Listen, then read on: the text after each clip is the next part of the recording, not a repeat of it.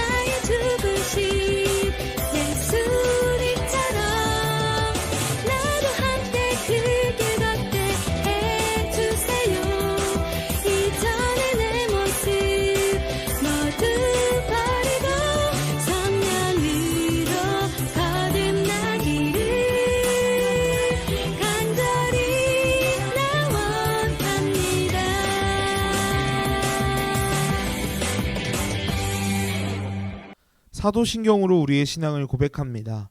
나는 전능하신 아버지 하나님 천지의 창조주를 믿습니다. 나는 그의 유일하신 아들 우리 주 예수 그리스도를 믿습니다.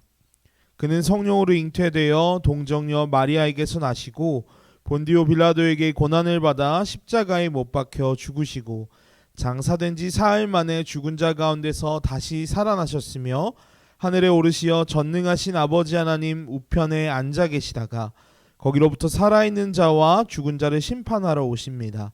나는 성령을 믿으며 거룩한 공교회와 성도의 교제와 죄를 용서받는 것과 몸의 부활과 영생을 믿습니다. 아멘. 오늘 함께 나눌 말씀은 신약성경 데살로니가전서 2장 19절에서 20절까지의 말씀입니다. 성경을 찾을 시간이 필요한 친구들은 잠시 영상을 멈춰주세요. 2장 19절로 20절까지의 말씀을 이제 읽겠습니다. 19절입니다. 우리의 소망이나 기쁨이나 자랑의 면류관이 무엇이냐? 그가 강림하실 때 우리 주 예수 앞에 너희가 아니냐? 너희는 우리의 영광이요 기쁨이니라. 아멘. 사랑의 나눔 찬양하시면서 준비하신 예물 하나님께 올려드리도록 하겠습니다.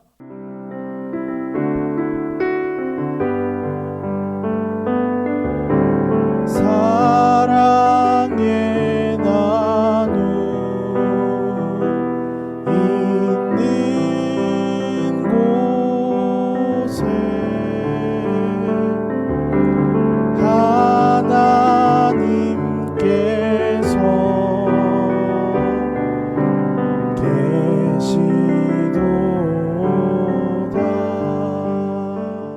함께 기도합니다.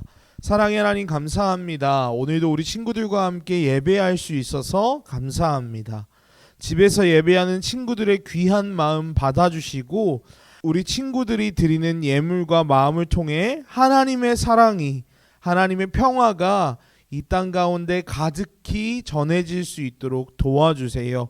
하나님, 늘 안전과 평화로 우리 친구들 지켜주실 것을 믿으며 이 모든 말씀 예수님의 이름으로 간절히 기도드립니다. 아멘. 소년부 소식입니다. 큰기쁨교회 소년부는 오프라인 예배와 온라인 예배를 함께 드리고 있습니다. 온라인 예배는 매주 주일 아침 큰기쁨교회 유튜브 채널에 업로드되고 있고요. 오프라인 예배는 교회 2층에서 11시 방역수칙을 잘 지키며 안전하게 드려지고 있습니다. 언제 어디서나 예배드리기 전에는 우리 친구들 주변을 정리해 주시고 정돈된 마음과 바른 자세로 하나님을 예배하면 좋겠습니다. 두 번째 소식입니다. 여러분과 여러분의 소중한 사람들이 위해 코로나19 예방수칙을 계속해서 잘 지켜주시기 바랍니다. 우리가 예방수칙을 잘 지키는 것만으로도 서로의 안전을 지킬 수 있는 큰 힘이 됩니다. 수개월째 치료와 방역에 힘쓰는 분들을 위해서, 우리를 위해 보이지 않는 곳에서 수고하시는 분들을 위해, 고통과 아픔 가운데 있는 우리 이웃들을 위해서, 함께 예배하지 못하는 우리 소년부 친구들과 교회를 위해 마음을 나누고 기도하는 우리 소년부 친구들 되었으면 좋겠습니다. 이제 말씀을 전합니다. 우리가 함께 읽은 데살로니가 전서 말씀은 바울 선생님이 데살로니가 교회에 보낸 편지입니다. 데살로니가라는 지역은 알렉산더 대왕이 세운 마케도니아 제국의 수도이자 가장 큰 도시였습니다. 많은 사람들이 오고 가는 데살로니가에는 정말 다양한 사람들이 함께 모여 살았는데요. 다양한 사람들이 많이 모여 살면 어떻게 될까요? 다양한 언어와 생활 방식이 만나게 되죠.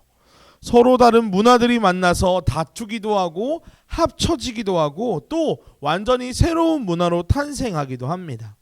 물론 저마다 사람들이 믿는 종교와 신도 마찬가지였죠. 데살로니가에는 하나님을 믿었던 이스라엘 사람들도 많이 살았고요. 제우스나 아테네 등 그리스의 신들을 섬기는 사람들도 많이 있었습니다. 이렇게 서로 다른 문화와 언어 그리고 종교들이 섞여 있는 데살로니가에 바울이 도착했습니다. 바울은 자신의 팀원들과 함께 전 세계를 돌아다니며 전도 여행 중이었는데요. 맨 처음에는 이스라엘 사람들이 모여서 하나님의 말씀을 나누는 회당이라는 곳에서 예수님의 말씀을 전했습니다. 바울은 한 달도 채 되지 않아서 회당에서 쫓겨났지만 꽤 반응이 괜찮았습니다. 이스라엘 사람들은 아니었지만 평소 하나님에 대해 관심이 있었던 사람들, 그리고 부유한 로마 출신의 부인들이 바울에게 모여들기 시작했습니다. 그렇게 뒤죽박죽 데살로니가에는 예수님을 믿는 사람들의 모임, 교회가 생기게 되었습니다. 한편 자신들만이 하나님의 백성이라고 생각했던 이스라엘 사람들, 유대인들은 바울과 데살로니가 교회 사람들이 마음에 들지 않았습니다. 제멋대로 하나님의 이름을 들먹거리며 하나님을 모욕한다라고 생각했죠. 유대인들은 바울과 그의 팀원들에게 누명을 씌우고 동네에서 험악한 사람들을 불러 모아 그들 일당을 추적하기 시작했습니다. 하나님을 모독하고 거짓말로 사람들의 마음을 뺏는 바울과 일당들을 잡아서 다시는 누구도 그들을 흉내내거나 따라하지 못하게 만들 생각이었죠. 유대인들의 맹렬한 추격에 바울과 그의 친구들은 어쩔 수 없이 데살로니가를 떠나게 되었습니다. 바울과 친구들은 그렇게 데살로니가를 떠났지만 남은 사람들은 이제 어떻게 되었을까요? 겨우 하나님과 예수님에 대해 믿음이 생기려던 찰나인데 바울은 쫓겨났고 바울을 쫓아낸 이스라엘 사람들은 교회 다니는 사람들을 쫓아와서 자꾸 해코지하려고 합니다. 어쩌면 우리 소년부 친구들보다도 성경에 대해 더 모르고 예배나 기도, 찬양이 낯선 사람들이었을 것입니다. 예수님에 대해 알려준 바울과는 고작 3주밖에 함께하지 못했는데 그 이후에 뒤따라오는 손가락질, 고통, 그리고 실제적인 위협과 핍박은 믿음을 포기하지 않는 한 계속해서 데살로니가 사람들을 쫓아왔습니다. 예수님을 믿는 일이 처음에는 참 좋은 일 같았지만 점점 생각하지도 못한 책임이 뒤따르는 아주 무거운 일이었죠. 그런데 놀랍게도 데살로니가 교회 사람들은 예수님을 믿는다는 그 한 가지 이유로 괴롭힘을 당하는 상황에서도 믿음을 저버리지 않았습니다. 더 대단한 것은 모두가 힘든 상황이었음에도 불구하고 누구 하나 서로를 탓하거나 원망하지 않고 모두 격려함으로 또 서로 도와줌으로 하루하루를 살아갔다는 것이죠. 바울은 데살로니가에 두고 온 형제들이 마음에 걸려 자신의 팀원 중 가장 믿을 만한 디모데라는 사람을 다시 데살로니가로 돌려보냅니다. 예상과는 달리 꿋꿋이, 그것도 아주 멋지게 믿음을 지키고 있던 데살로니가 사람들을 본 디모데는 기쁨과 감격으로 바울에게 편지를 보내어 이곳의 소식을 전합니다. 가는 곳곳마다 위협을 당하고 쫓겨나는 일이 반복되던 바울과 친구들에게 데살로니가 교회의 사람들의 소식은 감격 그 자체였습니다. 바울과 친구들은 데살로니가 사람들을 향한 감사와 기쁨의 편지를 쓰는데요. 그 편지가 바로 오늘 우리가 함께 읽은 데살로니가 전서입니다. 1장부터 5장까지 데살로니가 전서 말씀을 쭉 읽다 보면요, 바울 눈에서 꿀이 뚝뚝 떨어지는 것 같습니다. 오늘 우리가 함께 읽은 2장 19절 20절도 그 말씀 중에 하나입니다. 19절 함께 볼까요? 예수님이 다시 오실 때, 어쩌면 이 세상의 끝이 다가왔을 때 우리의 소망이나 기쁨이나 자랑이 무엇이 있겠습니까? 여러분, 우리가 살고 있는 지금 이 시대의 사람들은 무엇을 가장 바라고 원하고 자랑하나요? 또 무엇을 얻었을 때 혹은 어떤 것을 할 때 가장 기뻐하나요? 우리가 살고 있는 지금 이 시대의 사람들은 돈을 가장 자랑합니다. 돈을 가장 원하고 돈을 가장 바라죠. 돈을 벌고 쓸 때 가장 기뻐합니다. 돈을 벌기 위해 열심히 공부하고 대학에 가고 치열하게 취업을 준비합니다. 물론 모두가 그런 것은 아니지만 정말 많은 사람들이 돈을 가장 소중하게 여깁니다. 그런데 오늘 바울 선생님의 말대로 상상하기 힘들지만 이 세상의 끝이 온다면 어떨까요? 돈이 있다고 자랑할 수 있을까요? 예수님이 이 땅에 오신다면 내 통장에 돈이 이만큼이나 있다고 기뻐할 수 있을까요? 어쩌면 그날의 돈은 종이에 찍힌 숫자 그 이상도 그 이하도 아닐지 모릅니다. 이렇게 아무것도 쓸모없을 것 같은 그날에 바울 선생님은 무엇이 기쁨이고 희망이고 자랑이라고 말하고 있을까요? 19절과 20절입니다. 너희가 우리의 영광이요 기쁨이다. 바울 선생님은 말합니다. 다른 어떤 똑똑함이나 화려함이나 능력 있음이 나의 기쁨이나 자랑이 아닙니다. 바로 데살로니가 교회 여러분이 나의 영광이자 기쁨이자 희망이고 자랑입니다 라고 이야기하고 있어요. 전도사님도 바울 선생님의 이 말씀이, 이 마음이 조금은 이해가 되는 것 같습니다. 우리 친구들과 1월 달에 처음 만났는데요, 만난 시간보다 헤어져 있는 시간이 더 길었습니다. 그런데 그 사이에 정이 들었는지 너무너무 보고 싶더라고요. 여러분, 바울의 기쁨이자 자랑이 데살로니가 교회 사람들이라면 전도사님과 우리 소년부 선생님들의 자랑과 기쁨은 바로 여러분, 우리 소년부 친구들입니다. 여러분이 아침 일찍 일어나 예배드리기 위해 졸린 눈을 비비고 이 자리 앞에 나와 있는 모습, 찌뿌둥하지만 몸을 일으켜 열심히 찬양할 때 마스크에 가려져 잘 보이지 않지만 여러분의 목소리가 이 공간을 가득 메울 때 전도사님과 선생님들은 말로 표현할 수 없는 감격과 감사함이 몰려옵니다. 사실 생각해보면 전도사님과 선생님과 여러분은 큰 상관이 없는 사람들이죠. 그런데도 왜 이런 마음이 들까요? 전도사님이 감히 말하자면 이 마음이 바로 여러분을 향한 하나님의 마음, 예수님의 마음과 닮아 있기 때문입니다. 여러분은 하나님의 기쁨입니다. 여러분은 예수님의 자랑입니다. 하나님의 가장 소중한 보물이 바로 여러분 한 사람 한 사람입니다. 예수님이 자기 삶을 내어줄 만큼 사랑한 사람이 바로 여러분이죠. 사랑하는 여러분, 여러분이 느끼지 못할 때라도 하나님은 여러분을 이렇게 사랑하고 계십니다. 눈에 보이지 않아서 믿기 힘든 순간이 찾아온다면 주변의 소년부 친구들, 형, 누나, 언니, 오빠들을 바라보십시오. 그리고 선생님들과 전도사님을 기억해 주세요.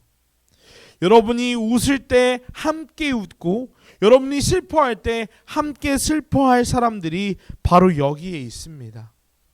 하나님의 마음으로 매주 여러분을 기다리고 사랑하는 사람들이 여기 있습니다. 전도사님과 선생님이 바라는 건 이것입니다. 여러분이 이 사랑을 기억하면 좋겠습니다. 당장 다 이해할 수 없을지라도 하나님의 사랑받는 사람, 하나님의 기쁨으로 살아가면 좋겠습니다. 예수님의 보물처럼 살아가는 여러분이 되면 좋겠습니다. 누가 여러분에게 어떤 말을 하든지 간에 나는 하나님의 기쁨이야. 나는 우리 선생님의 자랑이야. 나는 예수님이 가장 사랑하는 사람이야. 여러분은 누가 뭐라든 간에 사랑받을 만한 사람들입니다. 그리고 이미 그 사랑을 충분히 받고 있는 사람들입니다. 우리가 이 마음, 이 믿음 가지고 언제나 하나님의 사랑 안에서 당당하게 살아가면 좋겠습니다. 하나님의 마음을 기억하고 예수님의 놀라운 사랑 안에서 하루하루를 살아가는 우리 귀한 소년부 친구들 되었으면 좋겠습니다. 함께 그 사랑 기억하게 찬양하시겠습니다.